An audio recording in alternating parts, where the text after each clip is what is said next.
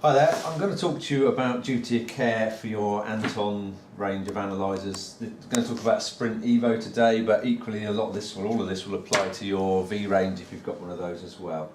So when I say duty of care, what I'm talking about is getting the best out of your analyser. So looking after it, the way you use it, the way you treat it, so you get maximum life out of it and minimum problems. So what we're going to start with is just talk about, in general, flue gas is a very hot, humid gas sample, and obviously we've got water traps and clever probes with the eVo and various ways of trying to prevent water getting into the instrument. But in the winter in particular, you get a lot of moisture in your flue gas. If that then sits and you get some of that moisture that remains in the analyser overnight or whatever, you put that in a cold vehicle overnight, that will condensate out inside the analyser, and effectively you're getting moisture inside your piece of electronic equipment. Not good for it. So the most important message from this whole video is bring your analyser in out the van or car at night. Particularly in the winter, maybe less important when we're not getting the summer months and what have you, but certainly if it's cold at night, bring it in. It will save condensation in your analyser, which means it will last longer and perform better. So that's the first thing. The other thing to note, this is actually a reason why this is soft. Is two reasons. The bag itself is to give a bit of insulation to sort of help buffer any changes in temperature, but even still, we don't recommend leaving it in the vehicle overnight. So that's the first thing I would suggest. General duty of care, looking at your analyser, important thing to know is obviously in the back here you've got two magnets that help it stick to the appliance. Magnets will pick up any swarf or little bits of metal or whatever that are maybe lying around the site. So be careful, make sure this is clean, get a damp cloth every now and again, and give the back in particular a good wipe down. But it doesn't hurt to give the whole thing a bit of a clean off every now and again. But if you do get swarf on here, you put it on an appliance and it starts sliding, obviously you can scratch a customer's appliance, which you don't want and they don't want either. So it's always worth giving that a good clean from time to time. When you turn the instrument on, it's really important that you connect up the flue probe to do that. So middle spigot, as you'll know, is the flue spigot. On goes the flue probe, obviously connecting your temperature, K connector here as well. And basically what you're then doing is, once you're connected up, when you turn it on, you're actually purging not just the gas, the residue gas out of the instrument from the last job, you're also clearing then and pulling fresh air all the way through your probe. So again, the idea of that is that when you're using it, you're zeroing it, if you like, in clean air. So I won't turn it on and do that, but I think you understand the principle of that. And again, when you turn it off, it's really important that you leave the probe connected, because that's purging not just the instrument and cleaning that out and putting fresh air through the instrument, it's also pulling fresh air through the probe, then again, making sure that's ready for the next job. Again, that's quite important. So I'm going to remove that. The other thing, an important point here, when you remove the K connector, so let's just do that again, got your K connector in. Really important that you remove the K connector by the plug. A lot of people yank it from the cables and eventually you'll end up pulling these wires out. We have beefed up the strain relief in here to make sure that this is a bit more robust, but we do know that people still yank on that and eventually you will end up getting loose connections in your K connector there. So that's that. One of the people have problems with analysers. 9 times out of 10 it isn't actually a problem with the analyser, it's a problem with the flue probe. So key areas to look for in your flue probe, if you get cracks in the filter bowl or any point on here where you've not got a nice airtight seal, what happens is it dilutes the sample. So you've got your flue probe coming in here, rounded through into the instrument. If you've got anywhere that it can let air in, obviously it will give you, it will dilute the actual flue gas and give you strange readings. So what you want to do is really, this is the important bit, this tends to be the area where you get issues. So critically, people take the flue probe out of the bag by the handle, let that drop to the floor. If you keep doing that, eventually you will break this and crack it, which is the area that causes problems. So if you're having funny readings, investigate this first. but please, when you take it out, take care of this area, not to drop it on the floor in the first place.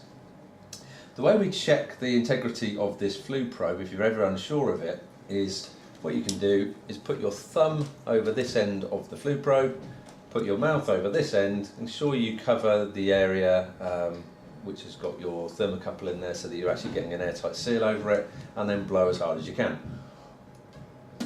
I can't pass air through it, which tells me this is airtight, so there's no leaks on it. If I could push air through, I'm now going to investigate further and see where that might be, and if need be, this is typically the place you have leaks. I would replace the whole filter assembly and water trap.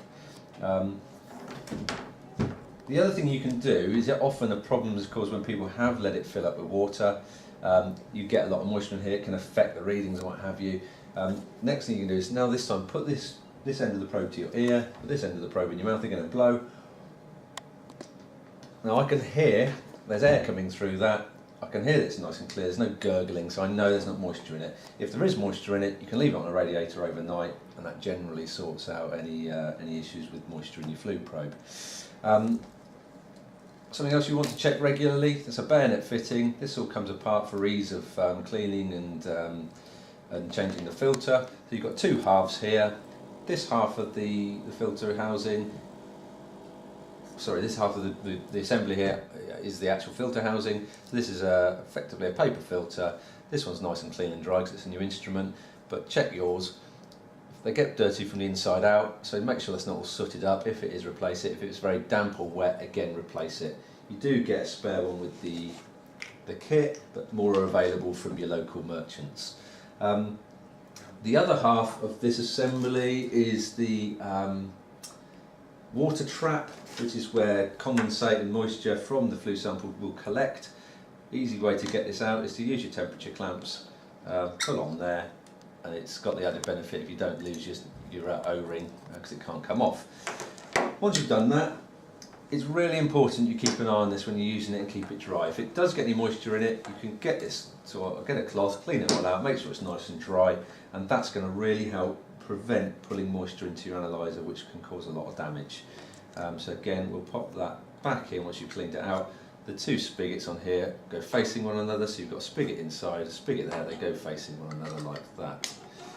This duty of care information is on an A4 sheet on our website. It's downloadable from our website, which shows you an assembly of how that all goes back together if you're unsure.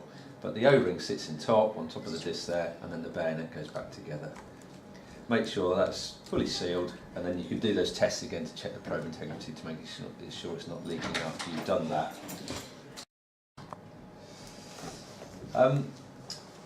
Another common sort of call we get on the technical helpline and we need to answer is sometimes people get low CO2 readings or strange or no CO readings.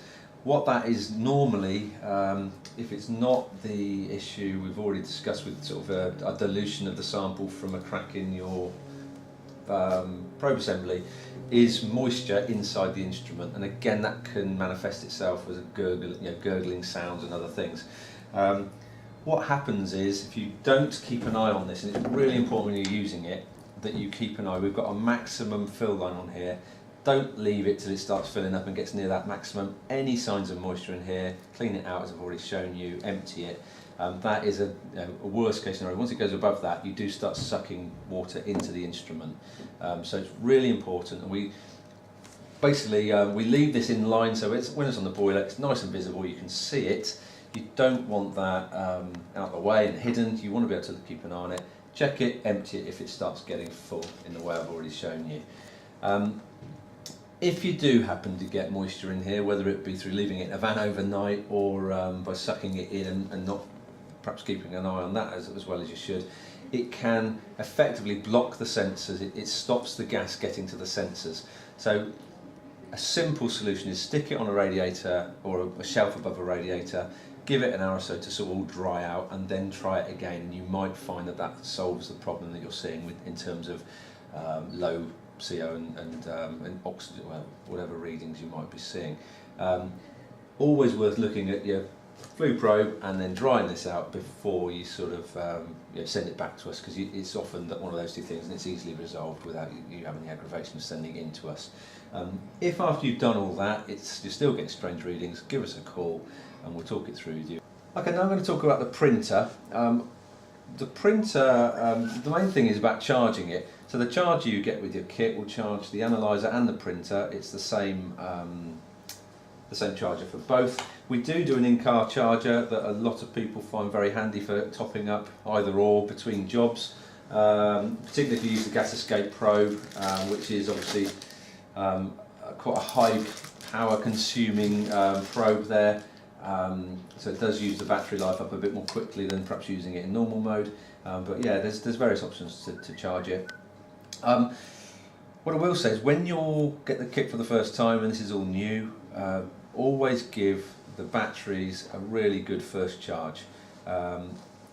These are nickel metal hydride rechargeable batteries in the back. They're AAs, you can buy replacements for them, but they do suffer a little bit more the sort of memory effects that the lithium-ion battery in the analyzer doesn't have.